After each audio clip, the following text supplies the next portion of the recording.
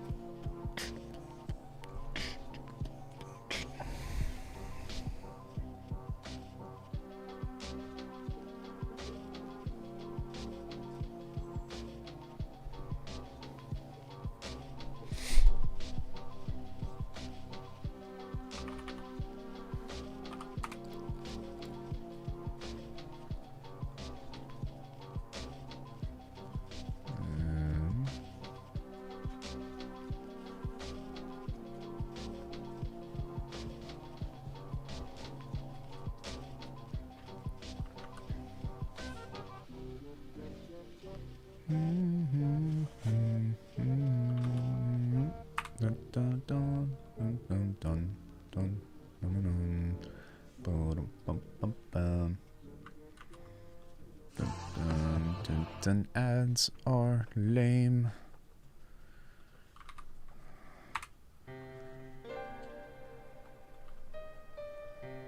Alright, let's turn the music down just a bit. Just a bit, though. Alright, I think that we are just about ready. I am live on Twitch, I am live on YouTube, and I think that we are ready to rock and rolla. If you get that joke, I love you. Pokemon joke. Let me turn this down just a little bit as well. We'll keep that up. Still kind of loud. As long as my voice is louder, that's what's important. Alright. Hello everybody, my name is Alckemy. Welcome to the channel. Today we are going to be learning about sound design. What do you mean, Alckemy? Your channel is always about sound design. Yes, but this is going to be geared more towards the learning philosophy and the ideas about how to not only get started, but how to also explore and implement further things. Please save stream was well, good news for you. I always save the vodcasts. For my own production and stuff, then that's what the memberships are for. If you are new to the channel, or if you're just watching this, again, my name is Alckemy, welcome. I do lots of usually advanced sound design tutorials, but I do think that it's really important to go back and look at some of the fundamentals that go behind some of this stuff. So that way, you kind of have a jump-off point as opposed to watching, you know, one of my faceplant videos or something and being like, I have no idea what this guy is doing. Because I want you to go and watch all of those other videos because I think that they're incredibly valuable, just a little hard to follow sometimes. So, sound design. It is not as complicated as you think. It just kind of requires a little bit of vocabulary, so building a glossary with terms is very important, but you really should be pointing your attention towards something that you've already been doing for your entire life, assuming that you have decent hearing. For example, if I have one of those toys where you hit the top of the button and it spins and it lands on the cow, well, you probably know what the cow does, right? What kind of sound does a cow make? Moo. Okay, let's spin again. It lands on a sheep. What kind of sound does a sheep make? Bah. Right? We know these things. We know the sound of a car. We know the sound of a human. We can identify with these things because our hearing is incredibly articulate in that way, incredibly advanced. And we have such an ability to recognize nuance within audio that if you're able to make that connection, it should be incredibly easy for you to be able to start building a sound design repertoire. It's just that the difference in the dauntingness of it usually comes into two preface things. The first like the first thing with the problem is putting a name on identifying sounds that don't necessarily have a visual object, for one. And I think that actually visualization is probably, now that I think about it, the most overwhelming thing to consider, right? Because we can hear these things, but because we don't have something, an object or an idea to identify them towards, that means that we have to challenge ourselves to build them or to build our imagination to make those connections. But it is possible, and the better that you get at it, the easier these things become. So that's the first aspect of it, right? Is just kind of being like, oh, well, these are sounds that I've heard before, and oh, I recognize this pattern, or I recognize this particular characteristic, but what does that mean? What is this term? How do I describe this? What the hell is a neurobase, right? What is a pad? What is a pluck? What is, what does a violin sound like? What does this instrument sound like? That's a little bit easier, but the same thing applies to electronic music. And I think that in some cases, electronic music is actually a lot easier because just about everything stems from only a handful of waveforms. And a waveform is just a specific shape that generates sound. We have a sine wave that I'm going to pull up faceplant really quick. I forgot that you guys can see my screen, so I'm not just going to be having you all stare at a blank thing. So we've got a sine wave, which sounds like this. We've got a triangle wave. We've got a square wave. And we've got a saw wave. 9 times out of 10, there are some exceptions, but 9 times out of 10, most sounds that you make are going to be from something like this. Even real world instruments and stuff. Like, there are a lot of things that we'll talk about, including like the idea of quote unquote harmonics and stuff. But yes, there might be a lot of harmonics to these specific sounds, but like I said before, they almost always are some kind of variation of these basic waveforms. There's also noise, which is important to remember as well. And noise is just like if you were to be old school and turn the TV on and it just sounds like that. And there's different kinds of noise. That's not really what we're going to be talking about today because I do want to keep this relatively streamlined. So in regards to this kind of stuff, it's really important to begin to recognize these types of waveforms and to start making those distinctions because those are going to be things that you can use for building blocks to start creating sounds in general. For example, if I were to have something that were just, let's say, in the characteristic of a saw wave, well, if I pitch it up, then it's something like a lead. If I pitch it down, then it's something like a bass. Right? Those are the differences between those two, and understanding what kind of frequency range those come into play with each other is going to help you ultimately figure out what kind of sound you're trying to make in the first place. Because a lot of times too, like sometimes it can be the exact same like quote unquote processing within these sounds. They're just played at a different octave, and that's what changes the characteristic between some of these. Now, some other things that are really important within describing these things are figuring out how to shape the sound and also the amplitude of the sound. Right? So if I do something like this, then this becomes something like a pluck. Well, if I do something where I bring the sustain back and I give it lots of attack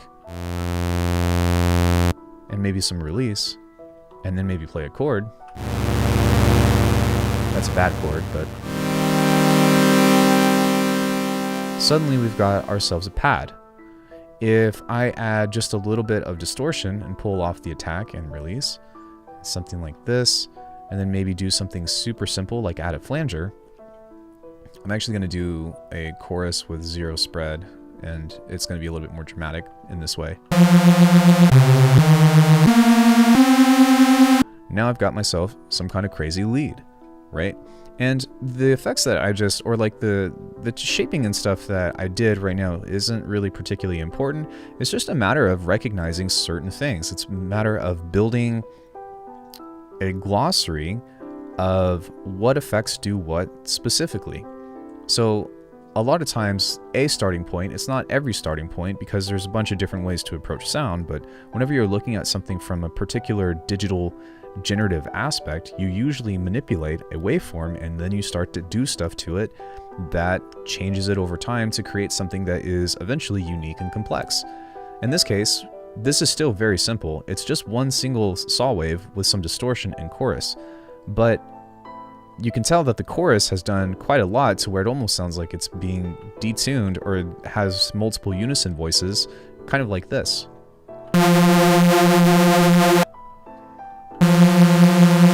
Interesting, right? Well, you'll start to find out that a lot of roads leads to similar effects. And what you will find out more importantly is that there's a lot of different ways to achieve the same kinds of similar sounds. It's just a matter about how you like to approach those problems. Remember that anything that's regarding art or something along the lines of a skill is just a collection of problem-solving methodologies and formulas and stuff. And the more familiar that you get yourself with effects and generators and different types of synthesis in general, the more that you're going to be able to start to take that further and further and further. Now, I know that I always reach for faceplant, and it is not necessarily the end-all be-all synthesizer, but it can do so much, and it can teach you so much about sound design in such a little amount of time because everything is already at your disposal, right? So the first approach that I want to give to this, because this is going to be a little bit unorganized, I'm kind of just talking and having a good time, so bear with me, and if you guys have questions or anything, then please let me know. But the important thing to consider is that in order for you to start recognizing different kinds of sounds, you need to start building combinations. Well, look at this. We've got different analog stuff. Then if we click on this, we've got a huge list of effects that are available to us. Now, some of these are a little bit more easy to identify than others, meaning that they're a little bit more dramatic. But what you should try to task yourself with is just taking one effect, kind of like this, and saying, okay, well, what's the difference between doing this and doing this? Sounds a little bit thicker. Sounds a little bit louder. What if I do this? Oh, okay. What if I play this at a lower note? Okay. What about a little lower? Oh, wow. All right. Well, what if I do this? I just found something I liked. Save that as a preset. So what you're doing is you're taking two simple things and putting them together. And eventually what ends up happening is you start building multiple simple things and putting those together to eventually lead to something that's a lot more complex that ends up looking, and I'm not saying that this is the end of the road, but this is kind of where I'm at currently with sound design. I've got simple waveforms doing other things with lots of effects that eventually build up something that is complex and movable and malleable and all that stuff. So even though I've stacked a bunch of these things, they still started from this waveform, which was just a square. So if I turn all this other stuff off, take a listen. It's still pretty simple in that way. Let's turn all this other stuff off too.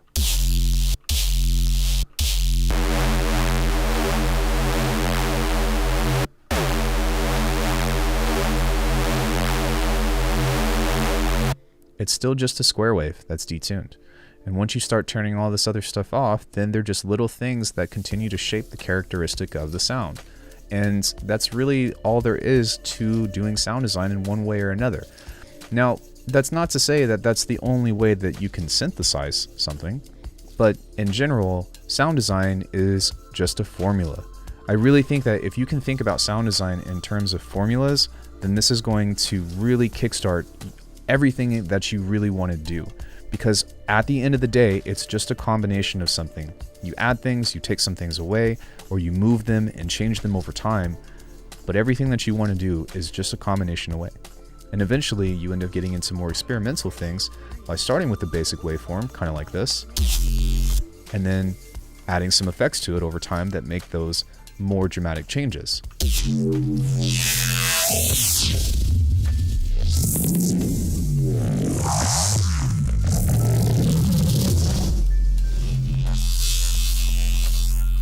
And eventually, everything that I've done here becomes relatively easy. Now, it's also like keeping in mind that this is just one possible road that you can take. As you might know or may not know, I do lots of generative things, I do lots of experimental things, but that's because currently within my phase of learning sound design, I am constantly trying to understand relationships between complex effects to see how they react with each other. So that's kind of where all this stuff kind of comes into play. Back to what I was saying from beforehand though, you still start with a single step, right? Or you still start with two simple things. If you were to take everything away from here and just do something very basic, grab yourself, something like this, then grab yourself a filter or grab yourself any of those things and see what they do. And if you don't know what they do, then just go read the manual. take a look at this. This is one of my like go-to effects. Okay, well that's just a notch. Well, what happens if I add some distortion behind that?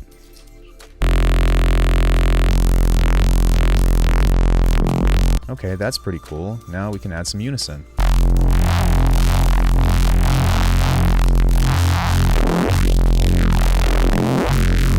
And suddenly I'm on my way to making some kind of interesting bass and stuff, right? Now, obviously, it's easy for me to know where to go because I've watched a lot of tutorials, which I do think that it's important to try to educate yourself from people that are knowledgeable. And that's one of the like give and takes of YouTube in itself, is that YouTube has a ton of resources. Like a ton of resources, but the problem with it is that like it's very difficult to sift through all the stuff that you are, trying to search for. Or maybe you are trying to search for things and you don't know the name of these things. Hey Harvey, long time no see, buddy. So it's really important that you are doing your due diligence of trying to search for different specific things, or watching other tutorials on the basics of sound design and stuff. But eventually you're going to start to hone in on things that you really like. For example, learning genres is an excellent way to start understanding what kind of sounds go into the design aspect of that, right? I might say, how do I make dubstep? Okay, well, what is a dubstep bass? What is that called? How do you describe dubstep drums?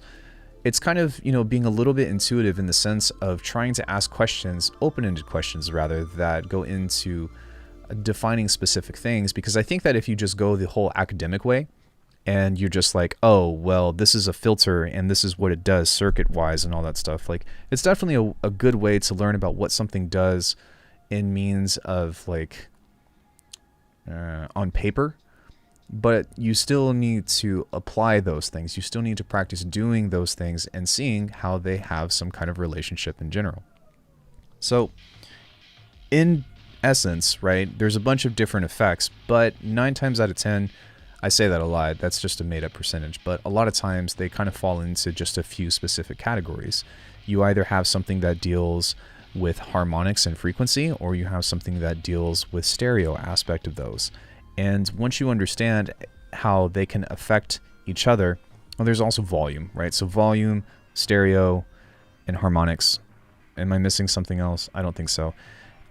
Really just kind of go into that in particular. How can I improve myself in sound design? You watch this video, or you just kick it for the lecture, because I'm going to tell you. I actually covered a bunch of stuff just now. So, the thing about it, and with understanding those things though, is like, even if you were to take a look at this stuff, which I'm really excited for the new update to come out because they kind of go into more specific things. But comb filter, chorus, phaser, those all deal with things that regard the stereo aspect. You've got distortion, which has stuff to do with harmonics, and even though there's different kinds of distortion and you can become more nuanced in that, they still deal with harmonics. Gain, gating, sidechain, compression, those deal with dynamics. Those deal with volume of the sound, right? So they all kind of fall into those specific things. It's usually either, and there are some exceptions, of course, but it's usually either stereo spectrum, harmonics, or volume. And or pitch. That's one too, but that's kind of like an anomaly in that way. But yeah, I mean, once you kind of understand those things and you kind of build your glossary of that, then it's just a matter of, what does this need? Does it need more harmonics? Does it need to move more? So maybe I need to cut more harmonics. That's where complex filtering gets into. Does it need, does it sound too thin? Does it need to be wide enough? Or is the bass really weak? Maybe I need to mono that. Those are things that you'll start to discover as you continue to get more familiar with your effects. And I will be the first one to say that it is, in my opinion, it is way more important to invest. If you hold on, let me back up. If you're into sound design, I think it's way more important to invest in effects than it is for you to invest in a fancy synthesizer. Unless you're talking about Faceplant, because Faceplant can almost do everything except for like 2 or 3 things. It cannot do spectral synthesis, which has become more popular over time. It cannot do granular synthesis, and it cannot do additive synthesis, but It can do just about everything else that you want to do. And there's plenty of other free alternatives for, or cheap alternatives at least, for those other things. So once you kind of understand that whole thing, then everything kind of starts to circumvent. And what you end up doing is you end up creating a web, or you end up creating like a database. But I don't plus shout out of your live stream. Sorry, what? Oh, about soundscapes? Yo, thank you for watching that. I appreciate that. I hope that was helpful to you. So once you kind of have like a general idea about that, then you start learning into the nuanced stuff, which is kind of being like, all right, well, what kinds of synthesis are there? What does that even mean? What does it mean to synthesize something? What is the definition of that? Well, that means to create. Long story short, right? It means to artificially create something, which is very important because there's a very big difference between synthesizing something and recording something, right? That's a very like, you know, those are two very distinct things. And sometimes like you have to record something in order to, you know, get a natural sounding thing from the world, which is an aspect of sound design, but I'll talk more about that later. Because you can do a combination of both, right? So in essence, there's only a few different kinds of synthesis. You've got subtractive synthesis, which is the most kind, to where you start with some kind of waveform and then you take away from that waveform. You've got additive synthesis, which is a combination of sine waves that all add up to become like a very specific waveform. And there's more information about that, but that's just a very like basic idea about that. You have granular synthesis and samplers, to where you take a piece of audio that's already printed and you throw it into that generator and it manipulates the sample in such a way. You've got spectrosynthesis, which is kind of similar to a sample, but what it does is you kind of paint a specific part of the waveform and then it only focuses on those harmonics of the sound. You've got FM synthesis, which I think people seem to have the most confusion of, and I like to think of FM synthesis and AM synthesis, which is also amplitude modulation, as like a virus. So like if you have a simple waveform like this and you start to FM it, let me pull this out of here really quick. Then what ends up happening is you take the waveform and it will start to try to impose this waveform into this one. See how it's becoming more saw waves? More saw waves, more saw waves, more saw waves. Until it becomes something that's more complex in that way. But that's kind of why I like to think of it in that sense. And it's not necessarily like the most accurate representation, but as you can see, I am FMing a saw wave with a saw wave, and this becomes a lot more saw waves. You do have sync, which I wouldn't say is FM synthesis by any means, but it's kind of hard to describe, but in this particular case, it kind of forces itself into duplicating its own waveform and kind of like fitting it in within this way. There is complex FM. I love it. Let's see. There's also amplitude modulation. So this is taking the amplitude of this and kind of formatting that into that. Amplitude modulation is also ring modulation. So you can kind of use those simultaneously. Although if you do it here versus using a regular ring mod, you will get a very different effect. But again, that's kind of like semantics of things, and we can talk about that another day. So yeah, you've got additive, subtractive, FM, granular, spectral synthesis, and wavetable synthesis is also one, even though it's not really like a math thing. It's just taking a really small sample and then cycling through the sample. So this all technically right here is one sample, but it slowly morphs into these different things. And there's a bunch of other like different kinds of like smaller, lesser, like nuanced things that are kind of like a mixture between all of these. But in essence, like if you know whatever I just described, then you can probably figure out all the rest of the things. Like there's something not necessarily new, but kind of coming up called vector synthesis. Vital does like, what's the thing that Vital does? It's not spectral, but it's something. There's also formant shaping, you know, things like that. But if you don't know what any of those are and you want to get better at sound design, go look those up, right? You don't know about additive synthesis? Go look it up in additive synthesizer. That is one of the like easiest ways to do things. So that's, you know, building a vocabulary with both synthesis, and then it's also building a vocabulary with effects. But a lot of times you can get a source sound that you like just from a sample. And that's why I don't think it's as important for you to have like a fancy synthesizer as opposed to having a huge suite of effects. Because even for this, even though like I do love Faceplant to death, part of the reason why is, you know, for a lot of different reasons, of course, but the biggest thing is that I can continue to just stack effects within this work environment until my computer explodes. And so far, it's pretty optimal to where I haven't really done that yet. I've been playing with some crazy growls I made the other day. You know, a great plugin, Ozone Imager. That thing is a lifesaver. Yeah, I used to use it quite a bit, and unfortunately, it's not really supported on Mac right now. But I do think that understanding your stereo image is important. But that is a stereo imaging effect, right? That's something that helps you identify what you're doing with your stereo field. So, you know, that kind of goes back into that as well. Now, with this stuff, again, it's just a bunch of stacked effects and all that, but that's because as opposed to remembering what combinations go with each combination, what you do is you take one effect, you see how it relates to the next one, and then you add another effect on top of it, and then you add another effect on top of it, and then you add another effect on top of it, and then you add another effect on top of it, and then you start changing things. For example, that's why I think that the randomizers and the LFOs are just wonderful, because you put something on there and you say, okay, well, I want this to change on its own. And then you throw something like a randomizer and suddenly this is doing things, and it helps teach you how these effects are interacting with each other without necessarily knowing what happens. Now for me, I didn't get to this point until like already had like a very like solid basis of all what most of these effects do, maybe not all of them.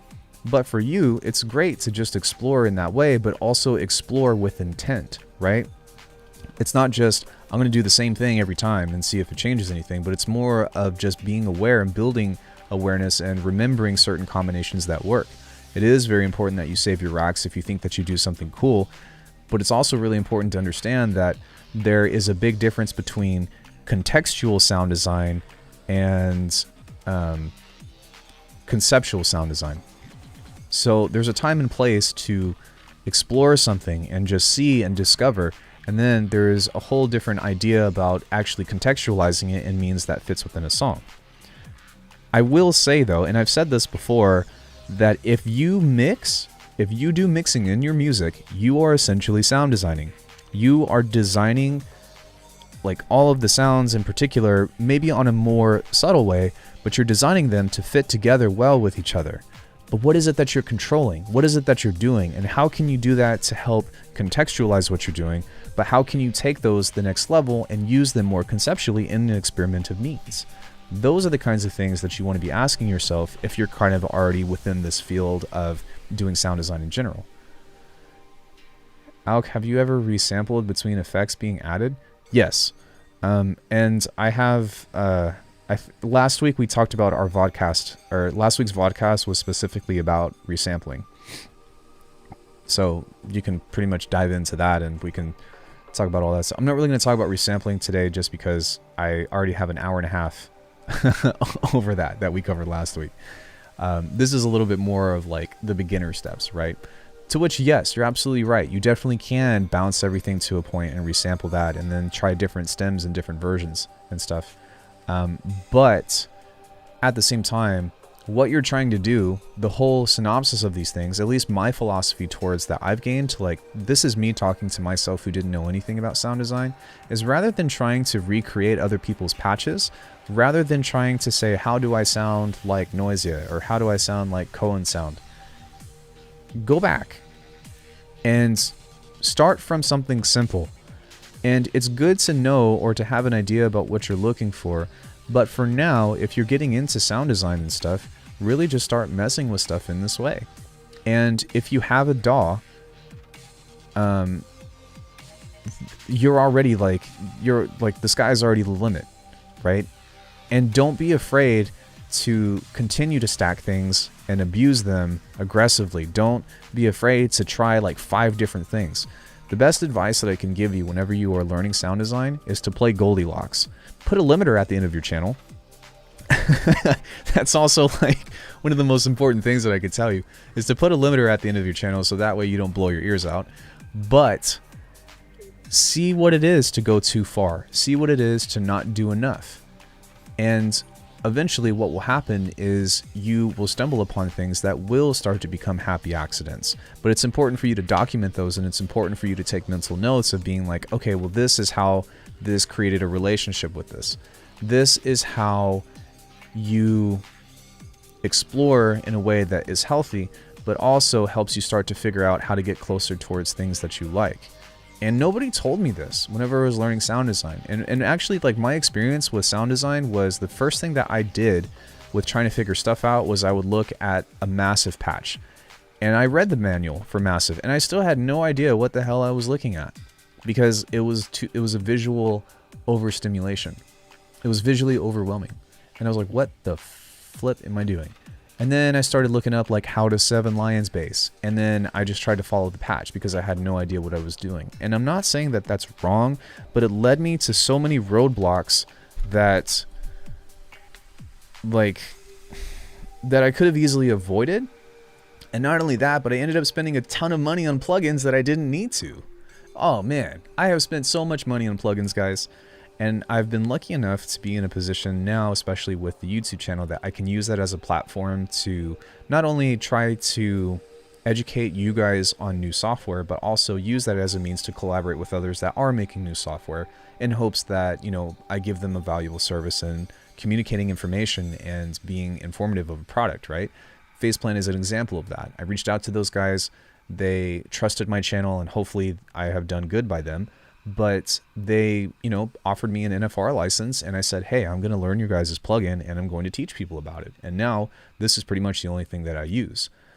And I'm glad I did, because before that I was using Serum, which I paid for. And there are other plugins that I still pay for in that sense, but now I know exactly what I need. Chances are, when somebody says, you know, oh, I use this plugin or whatever, if you are brand new to sound design, it's probably going to make you want that plugin.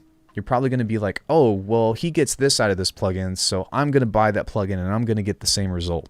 And that, my friends, is a trap. It is a trap. It is a trap because rather than looking at the process of what's happening, somebody says, oh, I need that filter. Oh, I need that distortion type. Oh, I need that effect plugin. And I need that in order to be able to make those sounds that they do. And that's why it is such a trap, because I guarantee that even if you copy something exactly, there is a very slim chance that you are going to recreate the patch exactly. And then what's the next thing that people do? And I'm not like hating on anybody, because I really, what I'm doing is just recalling like a natural phenomenon. But what most people, hey Jim, but what most people do is they say, oh, I tried to recreate your patch and I couldn't do it. Can I have the patch? And then it becomes a vicious cycle, because you've invested in this, you've invested in this piece of software, and then you're frustrated that whatever you tried to make was within that piece of software.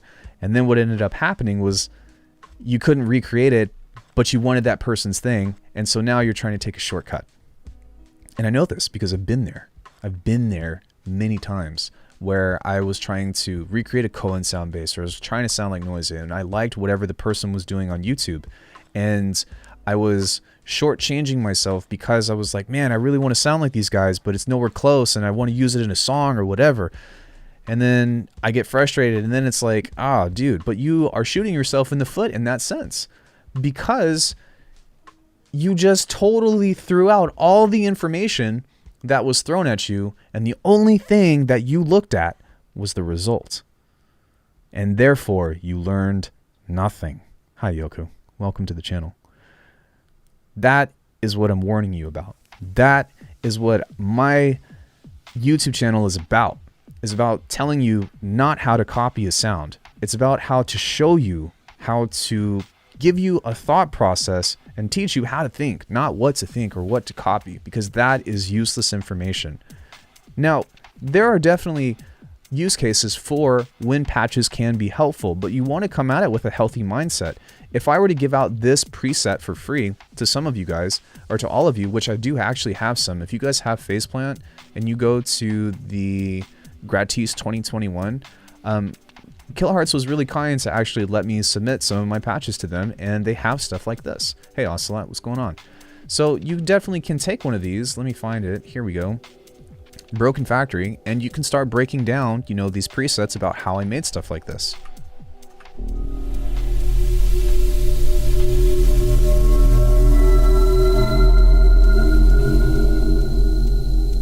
But what you're trying to do is not pull up another Faceplant and then start trying to copy everything that you notice. What you want to do is turn everything off and start turning things on one at a time, and start to say, how did he go from here to here? And I say he because I'm talking about myself, but how did they get from this position to this position, and why? Why does that work? Oh shit, sorry. Whoa, this is dark and ambient. Well, this is available to everybody for free right now, so go give it if you have Faceplant.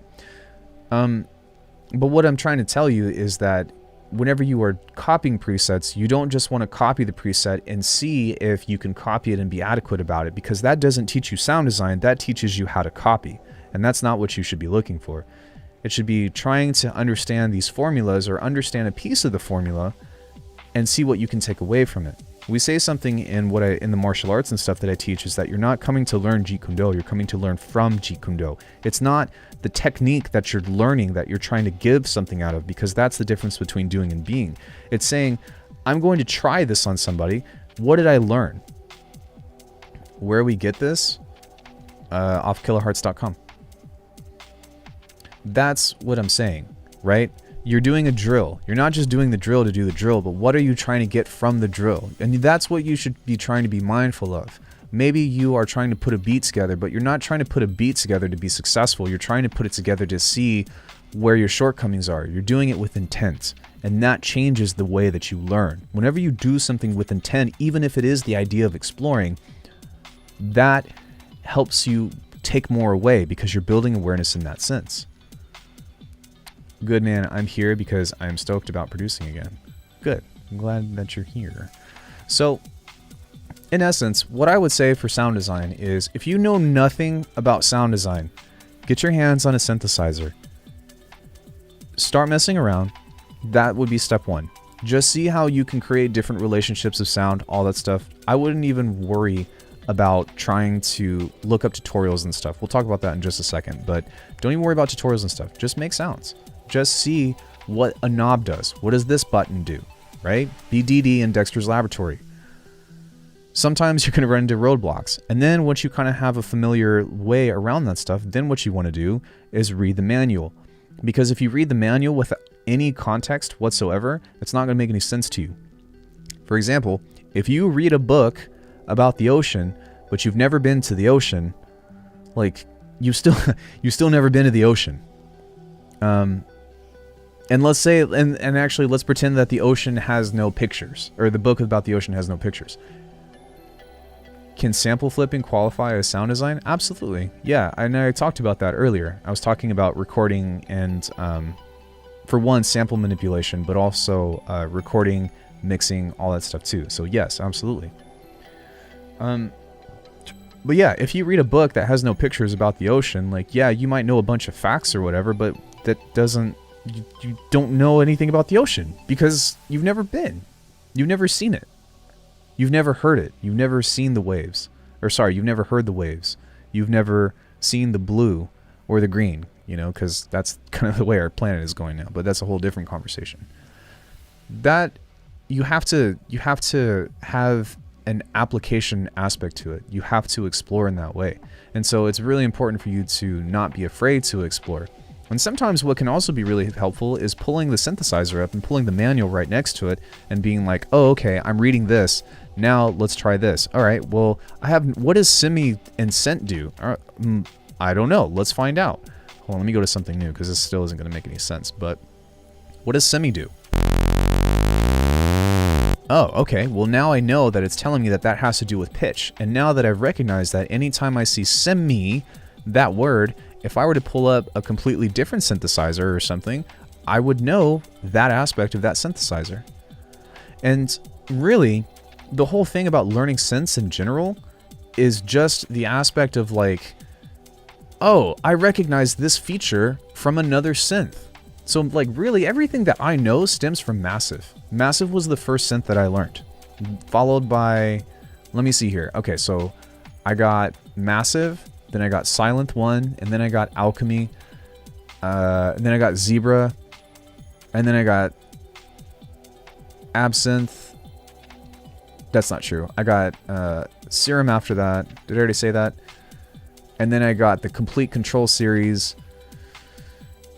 And then I got Omnisphere. And then, yeah. And all in between that, I had like Ableton and all that other stuff too. So I used to sell Massive patches back in the day. Hey, what's up? Hey, dude, welcome. Stage 1, Explore, Engage. Stage 2, Copy, Learn, Interpret. Stage 3, Craft, Consider, Plan. Yeah, in some cases, that's one way to do it. And what I'm really trying to imprint within like today's lesson isn't even in the sense of like, here's a step-by-step plan. It's just saying, here, if this is where you're at, here's a direction that you can explore. If what you're trying to do is achieve this, here is something that you can do. You know what I mean? Hold on one second.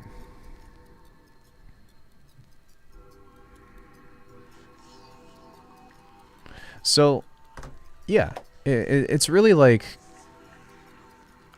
familiarizing yourself and learning to identify certain things. A lot of times I get questions of like, hey, Alckemy, can you make a Skrillex bass? Can you make a G Jones bass? And my answer is no. Can you make a Coed Sound bass? No, I can't, because I'm not Coed Sound. But what we can do is try and maybe get something else from it that sounds different but maybe cool. Or maybe we have something else that we can take away from it. And that's the kind of attitude that you want to have behind sound design in general. Sound design by nature isn't complex. It is just a formula. Everything within sound is just a formula. We are dealing with frequency, which is a value, a number.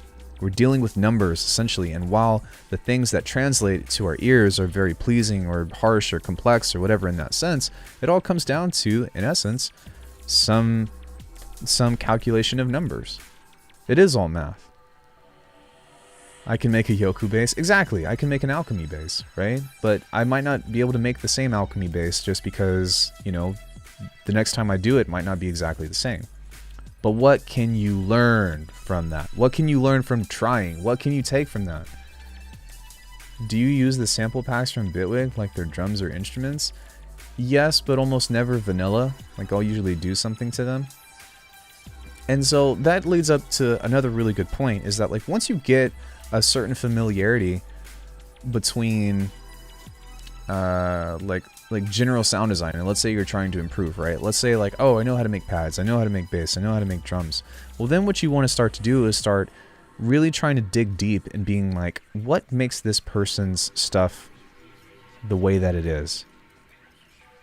And the easiest way to do that is to continue to refine your tools, is to continue to find how to break your tools, right? Because first you learn the purpose of what they're being used for, but you also have to keep in mind that a wonderful, amazing part of sound design is abusing these effects in ways that are unintended, which is why I love generators so much, which is why I love the neurobase aspect so much, because you get to just say, oh yeah, I'm going to stack 17 distortions on top of each other and then slowly start to filter each one out and see what kind of, harmonics or vocal things I can cut through. And then what ends up happening is when you start going for something specific, you have this really amazing awareness aspect of, okay, here's a starting point. Now what do I want to do to it? And what I mean by wanting to do to it isn't even like, what kind of sound do I want to make in my head? Because to be honest, I'm going to tell you right now, that's bullshit. Any type of sound design course that says learn how to make any sound in your head is bullshit. Well, is bullshit once you start wanting to do more complicated things, right? There will be an aspect of like you might be able to hear something simple and get that into your head, but for somebody to say, oh, I hear this sound in this song and I know exactly how to remake that, I do believe that is complete BS. But what you can take from that is starting with something simple, knowing that the end result is going to be some kind of modulated bass or some kind of thing that is complex, and then paying attention to the sound as you go, right? Okay, I've got myself a saw wave right here. Okay, well, I want it to be thicker. Well, what makes this thicker? Most likely distortion, right? Oh, now it's thick. Okay, well, it's still kind of boring. So what else can I do that's going to be kind of cool? I can add some unison to it.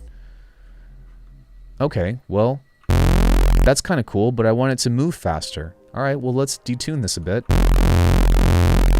Okay, that's a good starting point for that. Now all I have to do is continue to shape this in certain ways, and all I have to do is decide whether or not I like it or not, and continue to build off of that until it becomes more complex in that sense. Then what you can do is you can set specific parts of the sound that change over time or that become different in order to make the sound move and become more alive. The easiest example, of course, is a filter. All right, well, I've got a song going on and I want this bass to start here and I want it to come up more over time, but I want it to change. Okay, well, how can I make it change? Oh, here's a filter. So all I need to do is either automate that or put an LFO or randomize that or whatever in order to make that change over time.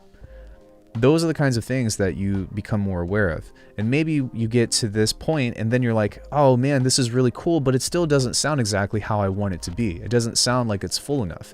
Okay, well, how do we fix that? First thing that you want to do is add a limiter. But the next thing that you can do is be like, oh, well, I'm filtering a lot, so maybe I can use distortion again to bring some of that stuff back.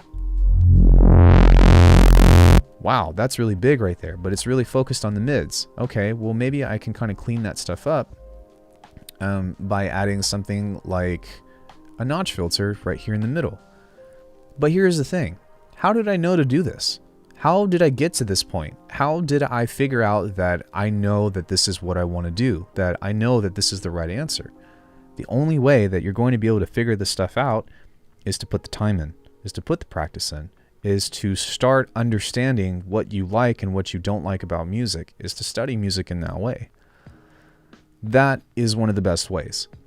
And once you learn a structure, once you learn how things work, once you understand an establishment or an approach to sound design, then you learn to break the structure.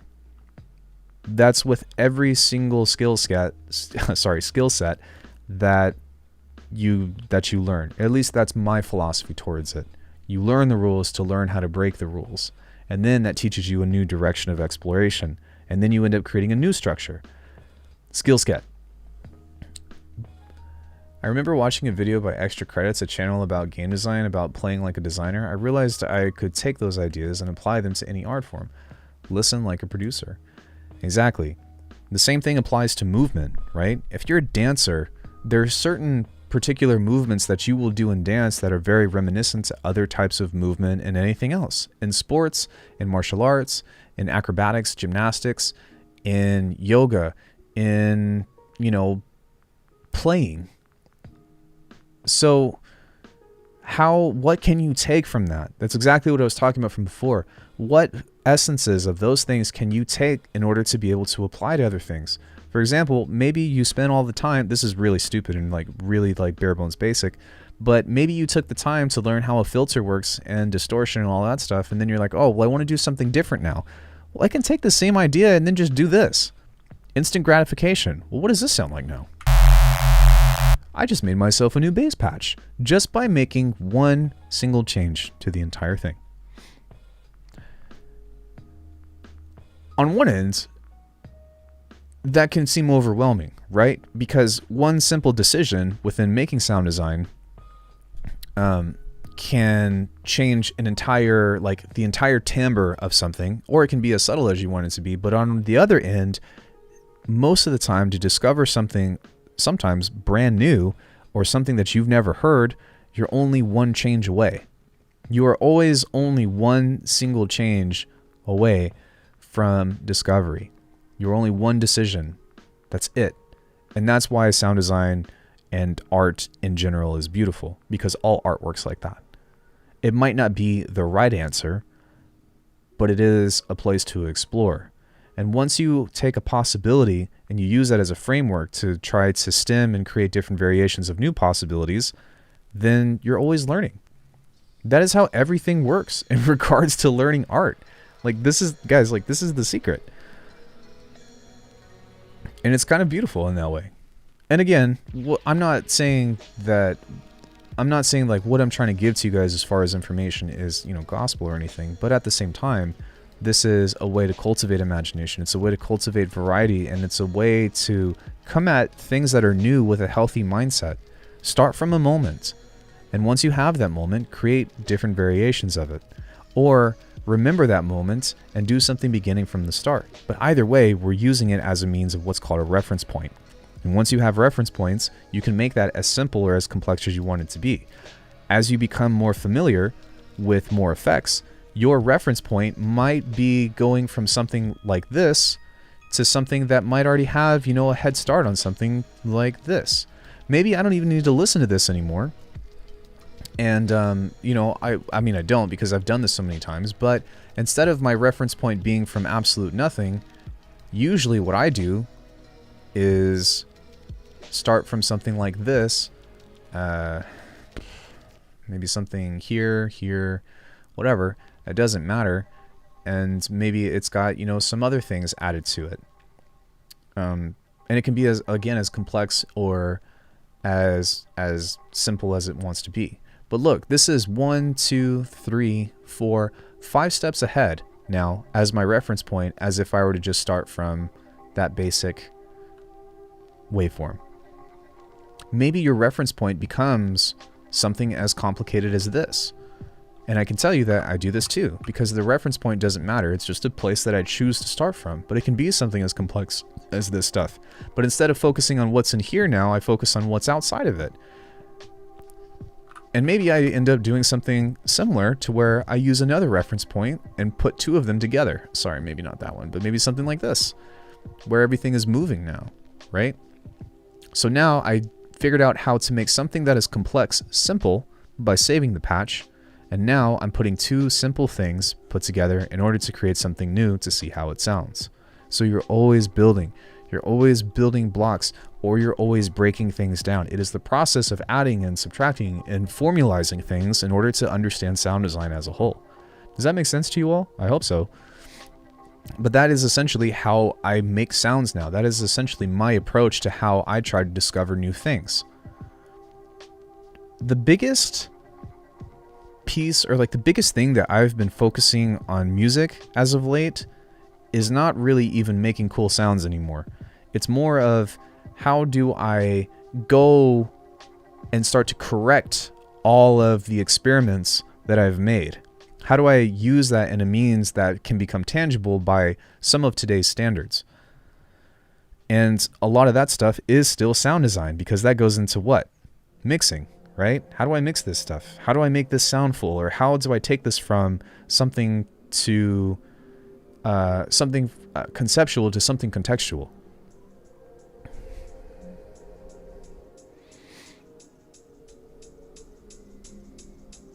Does that make sense?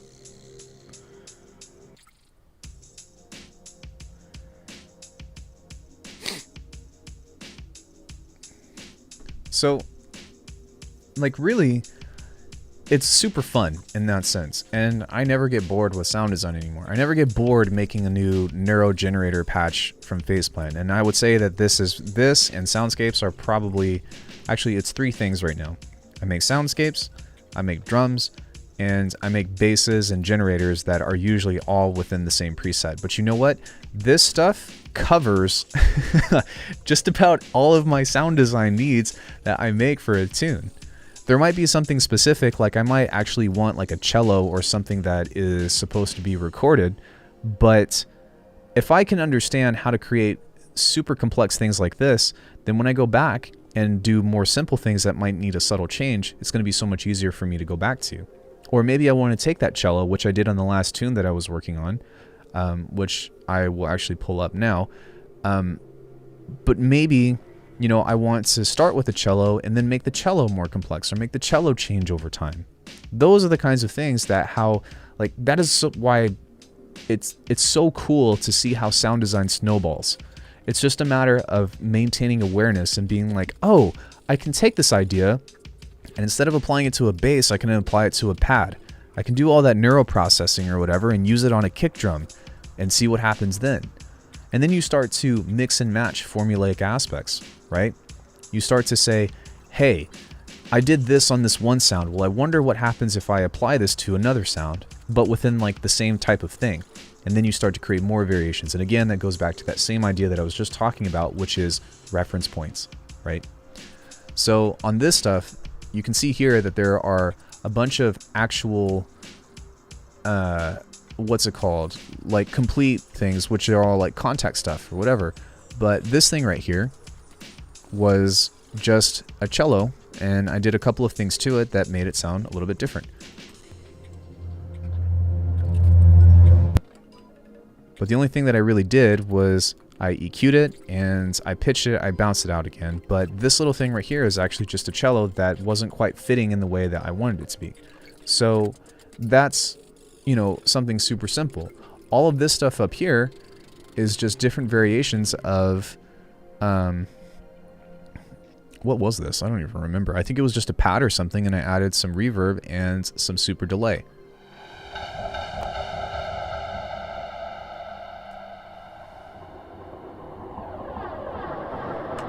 Okay, some other stuff here. These are the generator things that I've been using.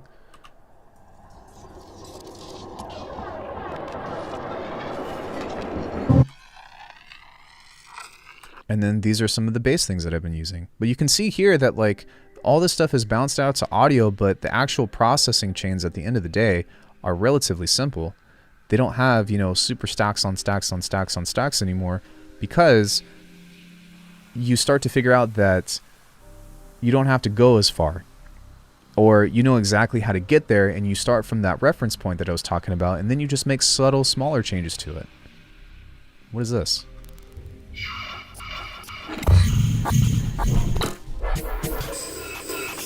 You know, or this is probably one of the heavier sounds within the tune. Right? But all that stuff that I was just talking about is all from the same stuff that I was doing from earlier, that same faceplant thing. As you can see here. These are all just faceplant patches from stuff that I did from earlier, and then, you know, trying to fit into a way that is contextual. But what happens is you end up running into like the same effects over and over again. How many of you put an EQ on every single track of your tune? And how many of you can say that you know everything that an EQ can do? I'm not going to be one of those people that raise my hand, as much as I know about EQ. Same thing with distortion. Well, there's always more. There's always more that you can do with it. There is no way of having like an infinite source of knowledge, but you kind of take it on like, you can continue growing it, right, infinitely, but you never have it infinitely, because that doesn't really, it's like a double negative, or not necessarily a double negative, but like it doesn't work. That's like a paradoxical in that sense. So that is my spiel on sound design. You know, start simple. Get familiar with the glossary, with the vocabulary of not only synthesizers in their own right, but also what each effect does. Then understand how to build a relationship between them with simple combinations. Read the manual, come back, start from a reference point and pick something and start to veer off from there to start to see, you know, just how things change over time. It is literally the scientific method, right? I use EQ very different from other people. I do too. I use an EQ as a valve filter 9 times out of 10. I also use it for corrective means. I also use it to create resonance points. I also use it to create physical modeling with a comb filter. There's so many things that you can do with an EQ. And arguably, like, I'd say like the two most important effects for me in my book are having a parametric EQ or like a malleable filter, and then like having as many different distortion types as I can possibly make, because that alone with those three combinations can do so much. But yeah, you know, and I know that I'm like kind of taking like an approach on this with like neurobase and, you know, making all like the hard things to do and whatnot, but I'm kind of like at that point to where that's what I've been doing the last, 5 years of my life, is making neurobase or making complex things that are like changing over time and all that stuff. And then once you go back and you do something that's more simple, you're like, I want a saw pluck. Then it's like 2 clicks away. And you're like, oh, wow, this is so much easier. And the reason why is because you're building intuition as opposed to copying a preset. I don't know about you guys, but when I used to like look at sound design videos and stuff, it would probably take me an hour to get through a 10-minute video, because I would constantly pause the video or go back and rewind and be like, wait, did I do this right? Is my knob at 12 o'clock? Or, you know, am I using the right thing? Or like trying to, you know, draw out harmonics exactly like how Frequent did whenever he used to do like his bass tutorials and stuff. And that is a waste of time. It is a huge waste of time. Man, yeah, I'm just thinking about how much freaking time I wasted doing that stuff. And I'm not a sound design master. I hope that you all know that. I am not somebody that has completely mastered, you know, can make any sound or whatever, sound cool or whatever, because you guys have heard my music and it's very, I have a lot to learn. I have a lot to grow. But as far as finding peace with being an artist as a sound designer, I don't really trip out anymore, because you do get to a point of where you figure out how to solve the problems that you have with your current sound design. What are some current problems that you guys have? And feel free to tell me in the comments, but, you know, actually, I think that's a great question and that I might do in another video. What are your problems with sound design that you run into? Oh, it's not thick enough. Okay, well, how can we solve that? Oh, it's not wide enough. Oh, it's muddy when I try to, you know, fix that with the kick or something. Oh, you know, it doesn't sound as good as this person, which is probably the worst question to ask, to be honest. Hi, Greedo. But yeah, you know, like, what are your sound design problems? But once you identify very specifically what your problem is, assuming that it's not something of like, it doesn't sound as good as someone else, because it's actually too general. That's why I don't like that problem. It's way too general in order to solve, because it's usually a combination of problems that you have to solve first. But maybe, you know, it needs to be thicker. Maybe it needs more movement. Maybe it needs to be more complex. How do I make the sound twist? All that stuff. Or how do I get this timbre? How do I do this? A lot of times, like, the answer is in front of your face if you have a solid basis. Tutorials are always super boring to me, because the fun part of sound design is figuring out the sound myself with my own creativity. Yes, but at the same time, tutorials can also be incredibly helpful in helping you build a reference point. Can't stay long, but just came in to say hello. That's fine, Greedo. I think that I've probably said most of what I want to say in general regarding the Vodcast. But to me, that's what tutorials are. They're just a reference point of being like, okay, this is how he set this up. I don't care about creating this exactly, but I'm going to slap on the same effects that he did super quickly and then just start messing with it myself and then see if I can do something different. And I still watch sound design tutorials, guys.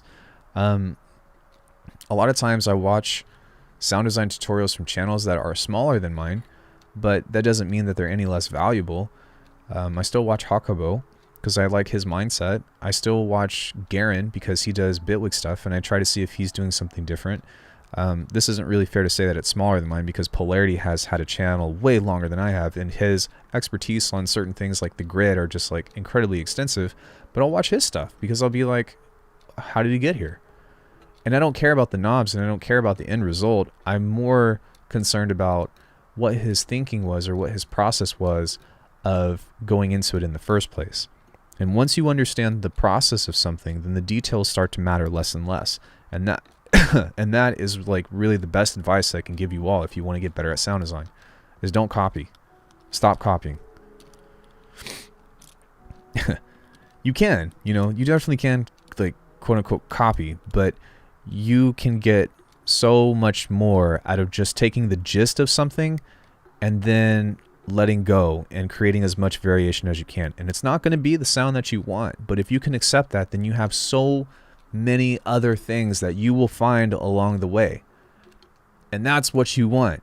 That is how you find your own sound. Like, that's how you find your own self, is in sound design and all that stuff, you know? So there's that. Now, I also want to say that, like, there's also a matter of recognition. They often make it unnecessary to try to read the manual. Oh, okay, yeah, I think you meant to read the manual, but there's also like an aspect of awareness, right? And the best way that I can describe that is actually if you're doing sound design for something that's outside of music.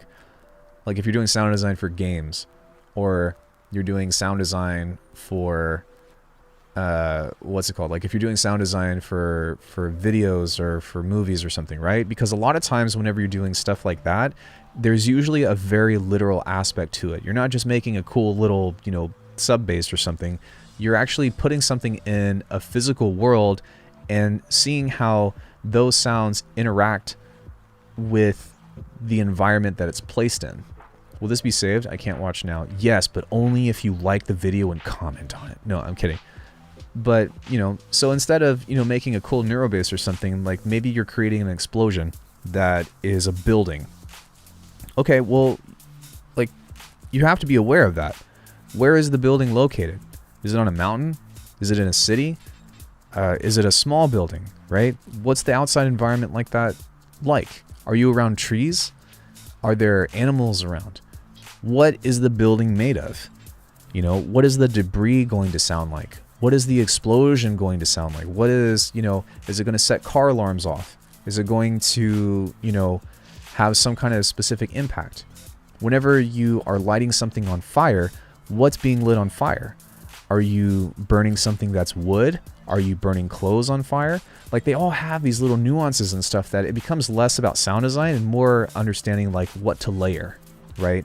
And that's really like what makes an amazing sound designer for somebody that does something with like, I guess like real games and movies versus somebody that's just doing like 8-bit stuff, if that makes sense.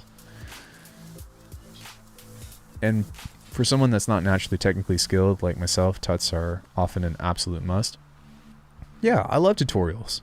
I mean, I've got like, what, almost 200 of them now on my channel. And like I said too, I still watch tutorials and stuff, but the stuff that I pull from it isn't even the sounds anymore. It's not even the specific sound. It's more of like, what is their process? And that's what's going to take you way further beyond. That's pretty much what the advanced part of how to get better at sound design has become. So yeah, let me recap for a second. So it's very important to go back to your roots and start going back to being like, well, what does the cow sound like? Moo, right? What does the sheep sound like? Bah. What does a taxi sound like? What does it sound like when, you know, you are striking something against materials? That's wood. That's plastic. I'm pretty sure that all of you are able to recognize that if you heard it within the microphone, right? Then you take that with electronic sound design. What does a saw wave sound like? What does a square wave sound like? What is a sine wave, a triangle, noise, all that other stuff? Then you use that as a means to build. Then you learn about the different kinds of synthesis. Then you learn about the effects. I'd actually urge you to learn about the effects as opposed to the synthesis, but it doesn't matter, whatever. You want to learn it all anyways. Once you kind of have, you know, your bearings with the glossary of what things are and what they sound like, then you have this amazing toolbox that you can use that starts to just go on and on and on. It's kind of like coloring too, right? Like, have you guys ever seen like a small child use like a color, like do a coloring book? And let's say they've got a bunch of crayons. Well, like somebody, not every time, but it's very common for like a young child to take like the red crayon and be like, I want it all to be red, right? And then as they get a little bit more experienced and they get a little bit older, they're like, okay, well now I have a little bit deeper of an understanding of details. Maybe there is a person that's a pirate and their coat is blue, but their buttons are gold and their hat is black, and the skull and bone sign on top of the pirate hat is actually white. And then behind them, the sea is not quite blue. It's kind of a sea green. And you'll start to see how they add more nuance to that in that sense of color. The same thing applies to sound design. You start with simple waveforms, you start with simple patches, whatever, and then you start to make it more nuanced. And it can become, because it's art, it can be as simple or as complex as you want it to be. For me, like, I love the complex stuff. So I'm constantly adding things, and I'm constantly trying to build new combinations and new combinations and new combinations. And I would also say that, like, that's not the only direction to go within becoming a better sound designer. Sometimes it's just understanding exactly where to cut at a frequency range and just having such a good sense of being like, that's too much bass, that's too many mids, which is why sound design is also a sense of mixing, which is why you should also mix your own stuff, at least at the beginning. Don't just let someone do it for you if you're interested at becoming better at sound design. Once you kind of have all that stuff, then you just take reference points and you explore. Go watch a tutorial. Don't try to copy it, but just be like, okay, well, they're using, they're doing FM synthesis, and then they're using these filters in order to create this movement. Okay, well, maybe I can create this kind of similar movement or something with, a different kind of filter.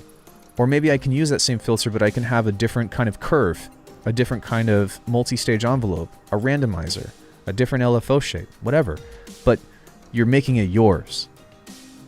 That's what it's all about. So, and then from there on, it's just like, you just kind of continue to refine it until you find a sound or you find like a sound design formula process that you're happy with.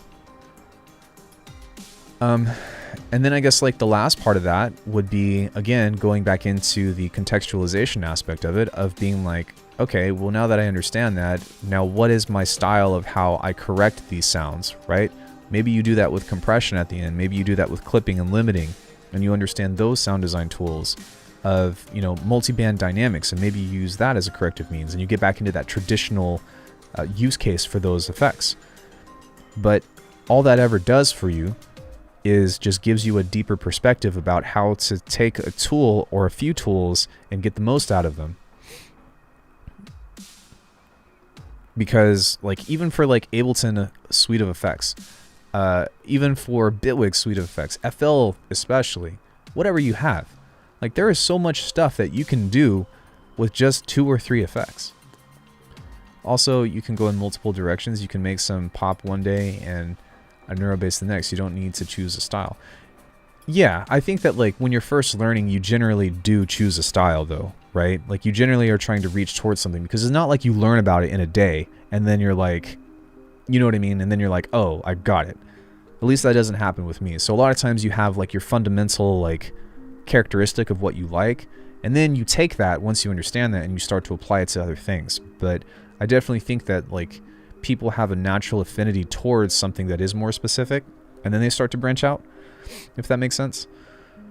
And there is no right or wrong, and I do agree that you can go in multiple directions, but I will say that typically, that's usually what ends up happening. If you get into dance or something, you don't just like, you might actually do a lot of things. Like you might do jazz, and then you might do contemporary, and then you might do hip hop, and then you might do ballroom or something, but you are usually going to have like a specific affinity at some point in time towards more bias of one or the other. It kind of just happens that way.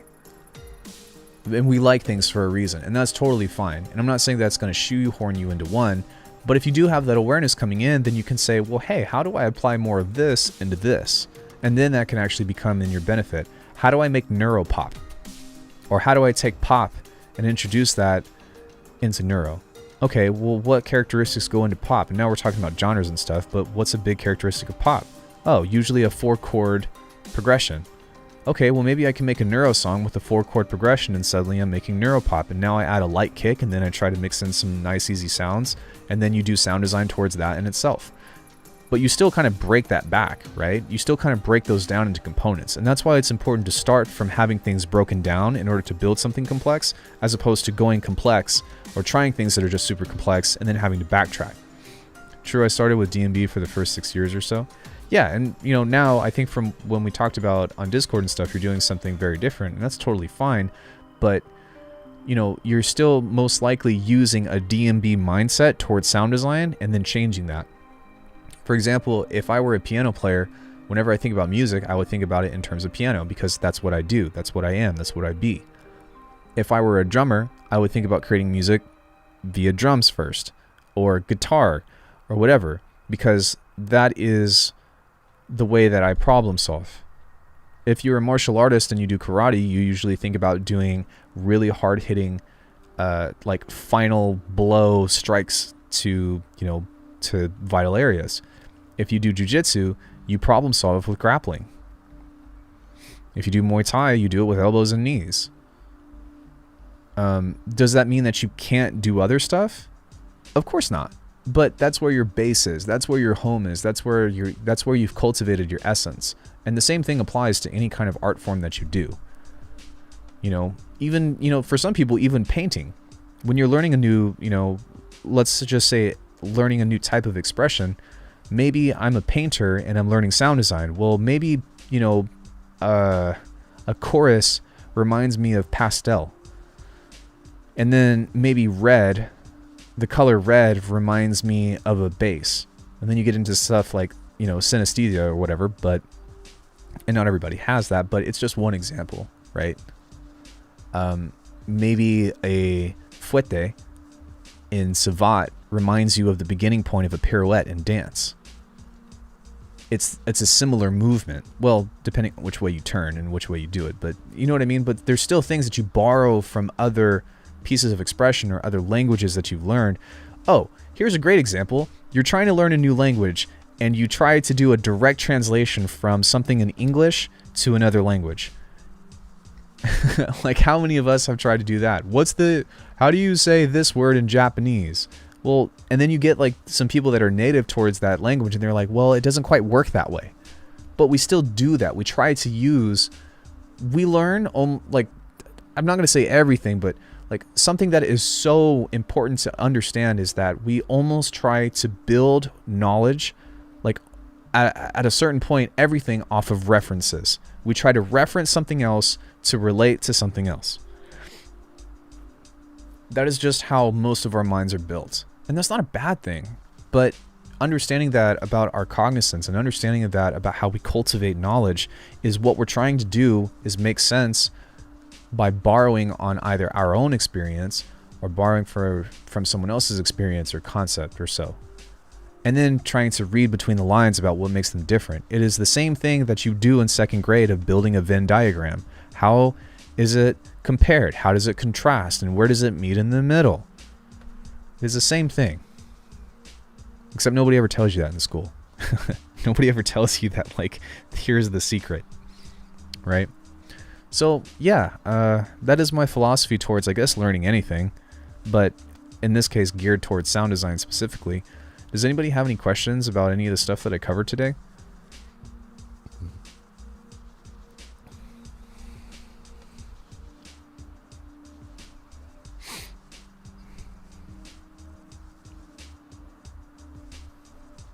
Anything at all? I think my bass is me. I take what I know and I do a yoku spin on it. I guess I've been doing it for so long. Genre is kind of muddy and amorphous in my eyes. Yeah, that's acceptable. Nobody can tell you what you and how you think is, right? We were like, nature has colors, let's paint. Bird fly, let's build a plane, etc, etc. Exactly. Dude, yeah, that's spot on. We need to swim like a fish, so we built flippers. We wanted to spring like, like a kangaroo, so we built those, we built pogo sticks and we built those like leg stilts, spring stilts, right? We wanted to, we invented the wheel at some point, but then we wanted that wheel to become something else.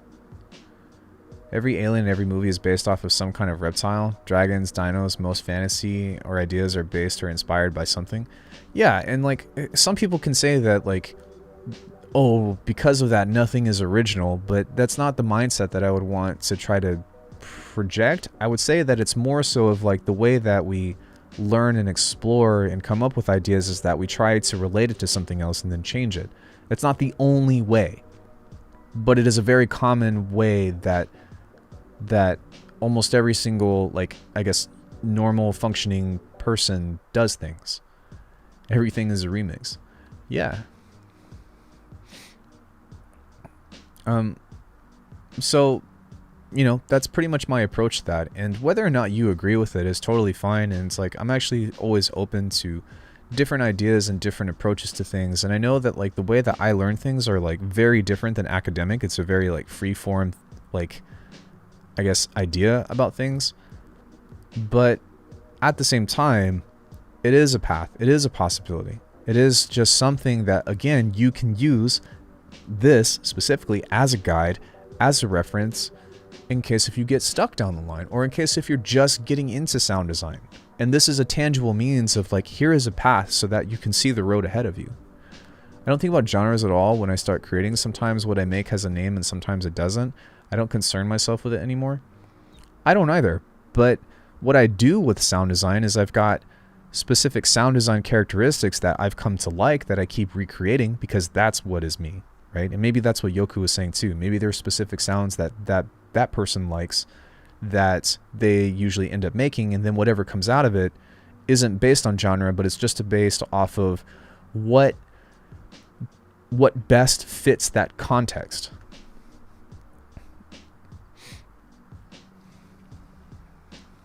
But even still, it can still be healthy to be like, oh, well, you know, I don't know how to make any sounds, but I like listening to this music right now, so I'm going to try to figure out what the names of these sounds with this genre are, so I'm going to start learning how to do that. You know? Maybe I do like pop music. Well, what are some sounds that are used in pop music? Maybe I like, you know, listening to this genre. Well, what is it? Oh, it's color bass. Well, what the heck is a color bass? And then you start learning about, you know, the ins and outs of what a color bass is. I like ambient music. What goes into ambient music? Pads. Right? Pads. Soundscapes. Oh, okay. Well, now I know how to make pads. Now I know how to make soundscapes.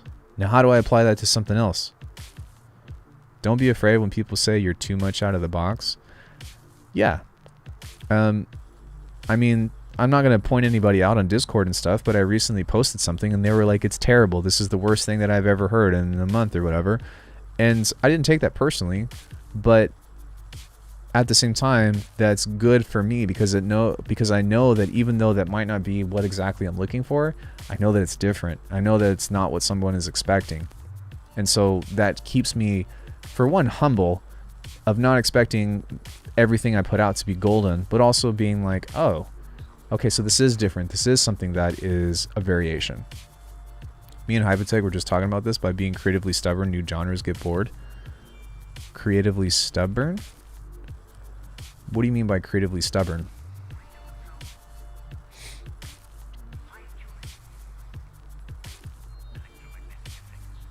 The word born in is stubborn? The word born is stubborn? English? What?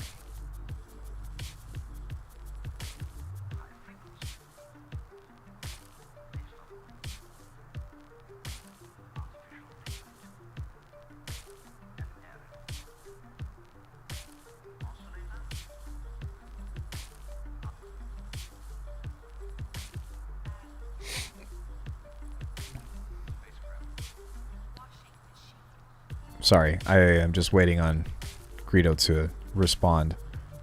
But yeah, I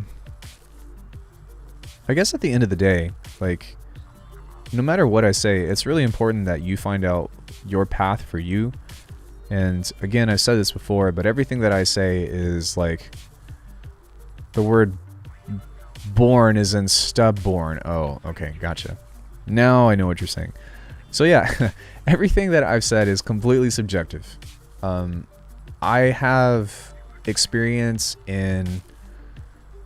Fuck. Okay, I've got experience or skill sets in 13 different martial arts. In 1, 2, 3, 4, 6 different disciplines of circus stuff, even though I'm only a professional in one aspect.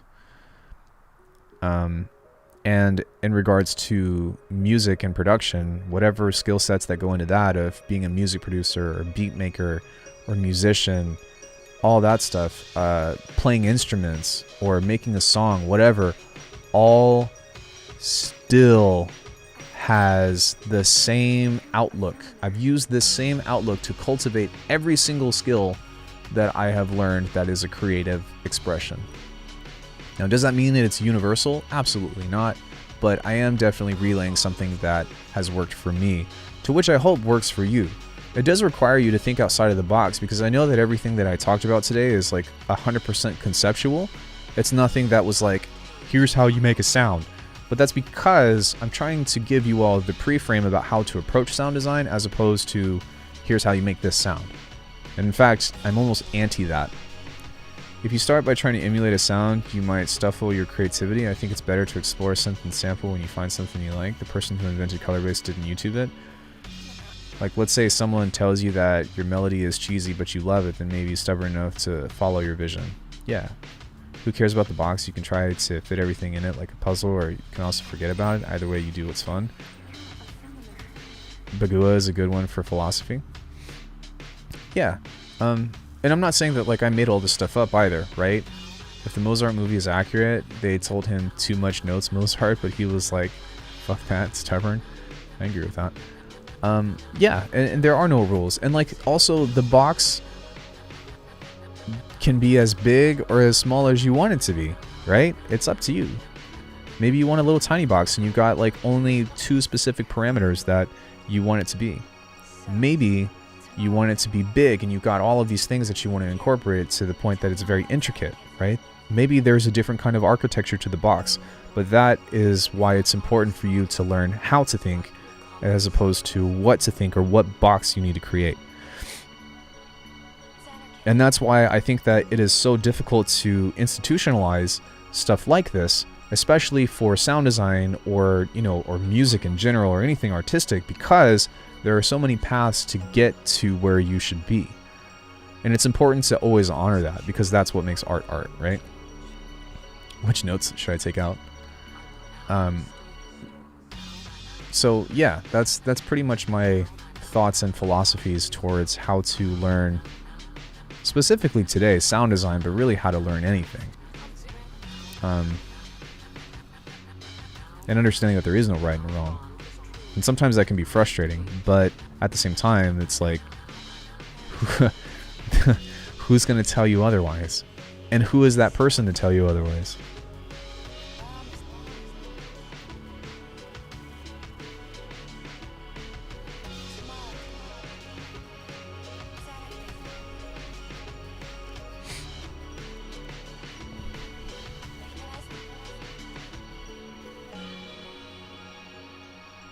It's called playing music for a reason.